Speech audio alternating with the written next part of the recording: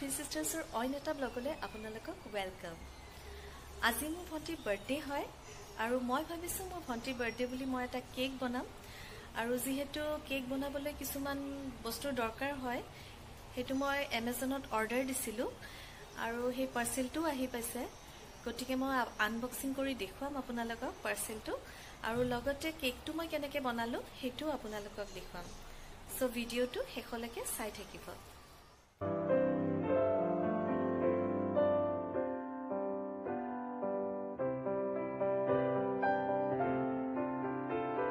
এই আটাইখিনি প্ৰডাক্ট মই এমাজনত অনলি 500 ৰুপিছতে কিনিছোঁ।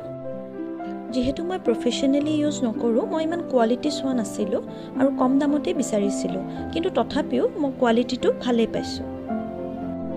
ভিডিঅ'টোৰ ডেছক্ৰিপশ্যন বক্সত মই প্ৰডাক্ট লিংকটো দি দিম, আপোনালোকে চেক কৰি ল'ব পাৰিব। এতিয়া মই কেকটো বনাবলৈ ষ্টাৰ্ট কৰিছোঁ আৰু তাৰ কাৰণে মই এটা বাউলত 1/4 কাপ ৰিফাইণ্ড অইল দিছোঁ আৰু 1/2 কাপ কনডেন্স মিল্ক দিছোঁ।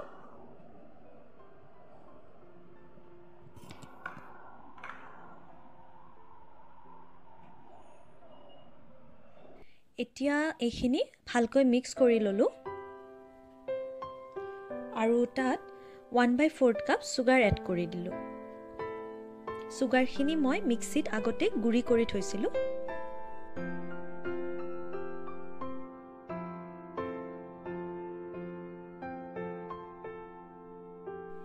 ইয়াৰ পিছত মই বেটাৰখিনিত দিলোঁ 1 কাপ ময়দা,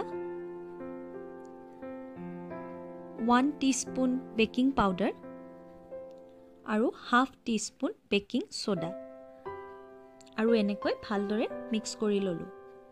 যিহেতু মই এগলেছ কেক বনাই আছোঁ, গতিকে ইয়াত কণীৰ সলনি মই 1/2 কাপ গাখীৰ এনেকৈ অলপ অলপকৈ এড কৰি গৈছোঁ আৰু লগতে 1 টিস্পুন ভেনিলা এছেঞ্চ দি মিক্সাৰখিনি ভালকৈ মিক্স কৰি লৈছোঁ। এতিয়া কেক বনাবলৈ লোৱা বাতিটোত অলপ ৰিফাইন তেল সানি ল'লোঁ আৰু বাতিটোৰ জোখত এখন বগা কাগজ কাটি লৈ বাতিটোত প্লেচ কৰি তাত অলপ তেল সানি দিলোঁ।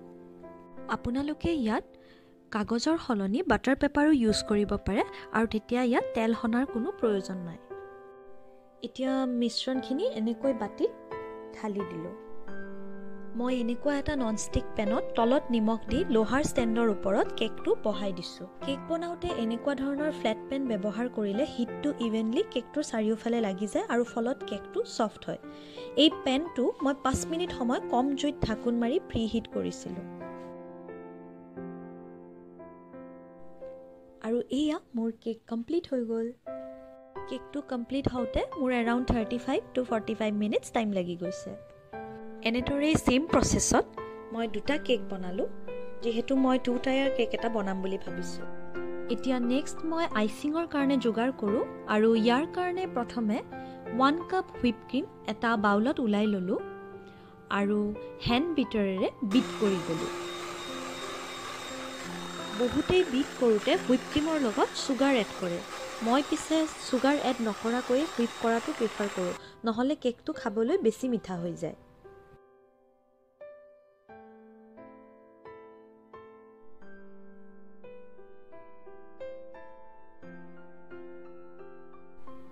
এনেকৈ হুইপ ক্ৰীমখিনি ৰেডি হৈ গ'ল। এইখিনি ৰেডি হওঁতে মোৰ 5 পৰা 7 মিনিট সময় লাগিছে।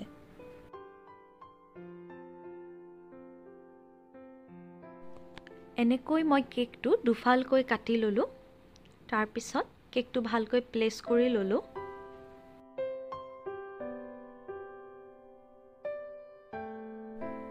এতিয়া ইয়াৰ ওপৰত চুগাৰ চিৰাপ দি দিলোঁ।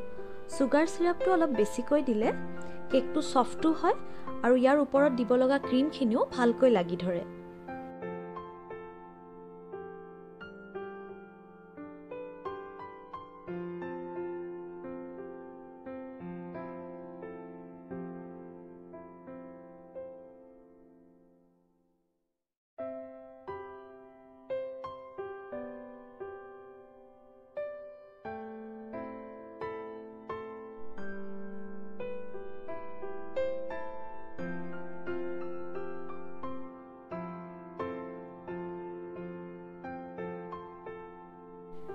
এনেদৰে গোটেই কেকটোত ক্ৰাম্ব কোটিং এটা দি ল'লোঁ আৰু তাৰ পিছত কেকটো 15 মিনিট সময় ফ্ৰিজত থৈ দিলোঁ।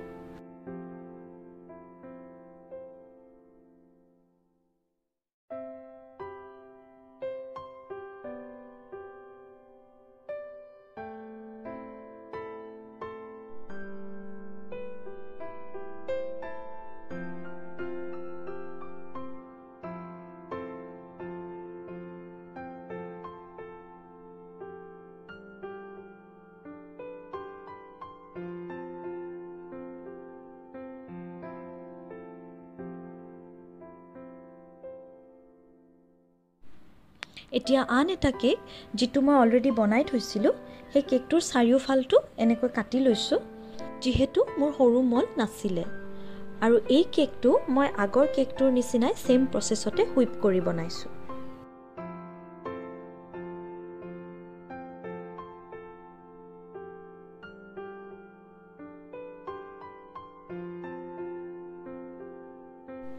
এতিয়া ফ্ৰিজত থৈ দিয়া কেকটো ওলাই আনি ফাইনেল কোটিংটো দি দিলোঁ।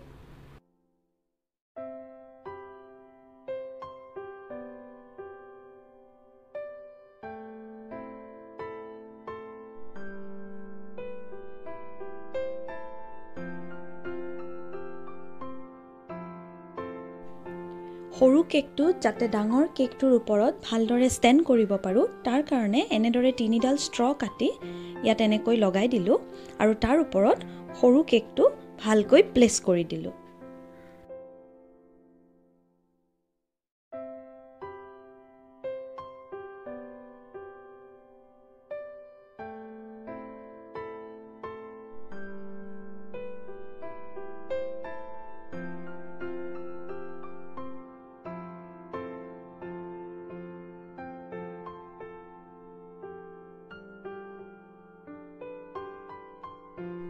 একেবাৰে শেষত মই ষ্টাৰ নজেল ইউজ কৰি ফ্লাৱাৰ বনাই কেকটো ডেকোৰেট কৰি দিলোঁ।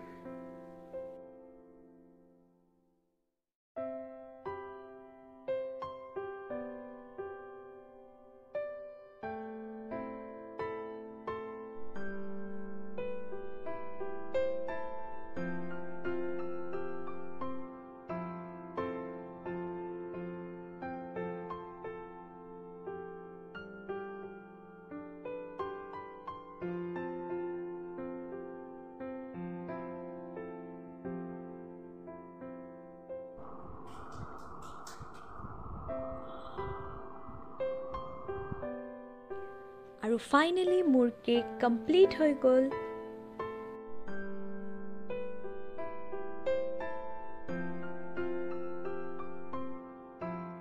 এতিয়া ইভিনিং মই ভণ্টিৰ ঘৰ আহিলোঁ আৰু এনেকৈ মই তাইৰ বাৰ্থডে দিনটোত এটা সৰুকৈ হ'লেও ছাৰপ্ৰাইজ দিলোঁ।